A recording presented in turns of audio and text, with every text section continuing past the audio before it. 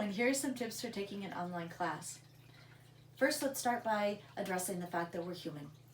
And what we really have to come to terms with is that in order to take an online class, we have to have internal discipline. We can't get distracted by other things in our environment. We have to stay focused, and we really have to set up a schedule, stick to it, and be consistent, have a lot of intentionality in how we approach an online class. We have to have the resolve to stick with it. So this week we may set up really good habits. Next week we may get a little distracted, but we have to return back to those good habits. We have to stick with it.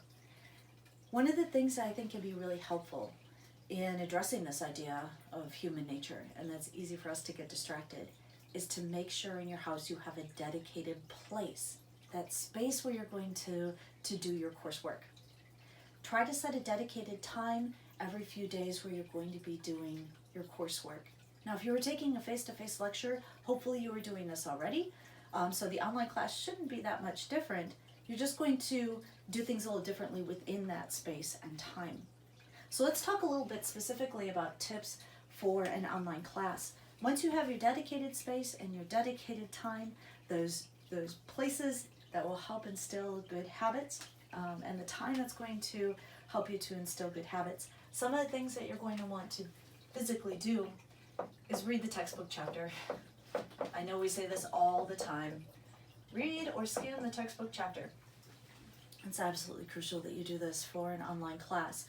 Much of what we're going to be drawing from in the lecture slides is based off of the textbook chapter, and we're assuming that you have already read it when we start to put together our lecture slides, our homework assignments, quizzes, and then eventually the exams. The next thing that you're going to want to do is download those lecture slides.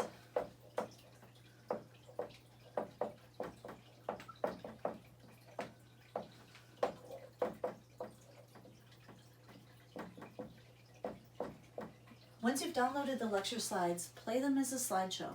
The way how I've set up my lecture slides is for you to click through them, and it will be very similar to what I would be doing in a face-to-face class. Now, as you're clicking through those lecture slides, hopefully you're taking notes in your notebook. And I know it feels really weird. I defined the term in the lecture slide. Why do I have to write it in my notebook? Well, the reason why you have to write it in your notebook is because for a lot of us, we need that physicality. We need to write things down. You may never look at it again after you've written it down, but there's something about that physical action that we know helps a lot of people to understand concepts and for concepts to stay stuck in your mind. So that's a really good habit as you're going through those lecture slides to write things down in your notebook and take those notes.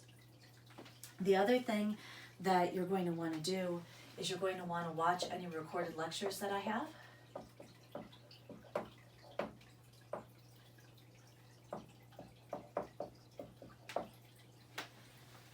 For more challenging concepts, things I know that people struggle with, I'm going to try to do short recorded lectures that are about 10 to 15 minutes long, and it's designed to really reinforce the information, especially for those of you who seem to need to see my silly looking face and my wiggling arms and the drawing up here in order to understand the concept. So make sure to go in and watch those recorded lectures that go along with the lecture slides and the textbook chapter. And my final piece of advice is to reach out to somebody else in class. Try to find a friend. Now, the way how you can find people in class is go to the Eagle course site, click on the People button.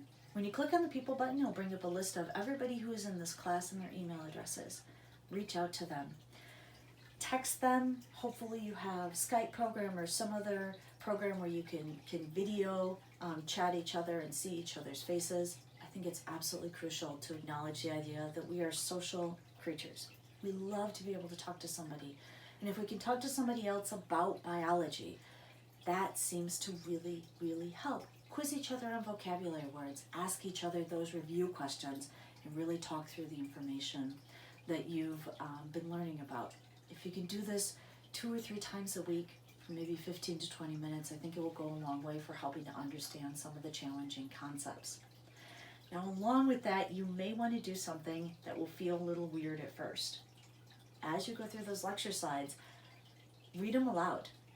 There's something about hearing a voice, whether you're reading it to somebody else or whether you're just reading it alone in an empty room. Hearing a voice say something can sometimes help us to understand the concepts. So maybe when you find somebody else in class who can be a study friend, maybe you guys take turns reading the lecture slides aloud to each other and writing those notes in your notebook. Maybe that's the key to being able to understand something a little bit better. At any point, please reach out to me. Email me. You've also got a phone number where you can give me a call. Please reach out to me. If I don't hear from you, I have to assume that everything is going well. I want to be able to help, but I can't help if I don't know that you need it. So reach out to me, email me. Hopefully this will go well, and I hope to hear from you soon.